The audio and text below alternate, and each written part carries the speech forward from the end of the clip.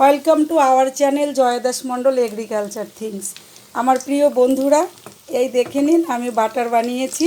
ওই ব্যাটারটার মধ্যে এর মধ্যে দিয়েছি লঙ্কার গুঁড়ো, আর একটুখানি দিয়েছি জিরার গুঁড়ো, কর্নফ্লাওয়ার দিয়েছি, আর ছোলার ডালের বেসন দিয়েছি। এই যে দিয়ে আমি যে কাঁচা কলা দিয়ে তৈরি করছি আজকে, এই বেগুনি টাইপের, কিন্তু কাঁচা কলা দিয়ে তো আর বেগুনি হয় না, তাই আমি ওর নাম দিয়েছি পাকোড়া। এই যে তৈরি হচ্ছে, এটা আমার ছোট মেয়ে খুব ভালো খায়, ওর প্রিয় খাবার, তাই আমি এটা বানাচ্ছি। খুব ইজি করা, ওর মধ্যে একটু নুন দেবেন, একটু মিষ্টি দেবেন।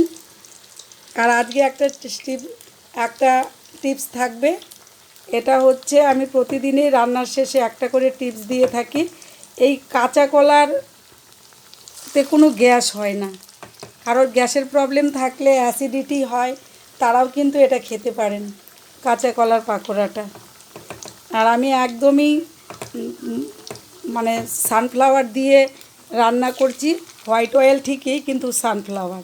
তো দেখে নিন ভিডিওটা। আমার এই রান্নাটা যদি ভালো লাগে তাহলে একটুখানি সাবস্ক্রাইব অবশ্যই করবেন, আপনাদের জন্যই এতটা দূর এগিয়েছি। আর আমি প্রতিনিয়তই আপনাদের বলছি যে আমি একদমই একা বাড়িতে থেকে আমাকে সব কিছু করে নিয়ে ভিডিও করতে হচ্ছে, কারণ আমার বাড়িতে দ্বিতীয় মানুষ কেউ নেই, শুধু আমার দুটো মেয়ে। আমার মেয়েরা সকালবেলায় স্কুলে চলে যায়, সকাল 8টায় গিয়ে বিকাল 4টায় ফেরে। বাড়ির থেকে অনেকটা দূরে স্কুল বাসে যায়, স্কুল বাসেই আসে, তার জন্যই একটু লেট হয় আসতে ওদের। তো এর জন্য টোটালটা আমার একা করতে হয়। তো বন্ধুরা, ওই আপনাদের সাথে কথা বলে, আপনাদের সহযোগিতায় আমার দিনটা কেটে যায়। তো দেখুন, যদি ভিডিওটা ভালো লাগে লাইক কমেন্ট শেয়ার করবেন। আপনাদের বলেছিলাম সকাল থেকে আজকে টিভির সামনে বসেছিলাম, এর জন্য তাড়াতাড়ি করে রান্না বসিয়েছি।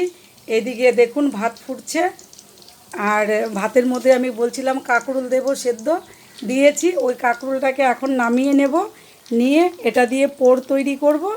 আর এখানে এই যে কলা দিয়ে পাকোড়া তৈরি হয়ে গেছে, মুসুরির ডাল হয়ে গেছে, আর আমি আলু কোয়াশের তরকারি করব, তাহলে আজকে আমাদের খাওয়ার হয়ে যাবে। তো বন্ধুরা দেখুন, যদি ভালো লাগে লাইক কমেন্ট শেয়ার করবেন, আর প্লিজ একটু সাবস্ক্রাইব অবশ্যই করবেন। আপনাদের উপরে ভরসা করে আমার এই চ্যানেলটা চলছে।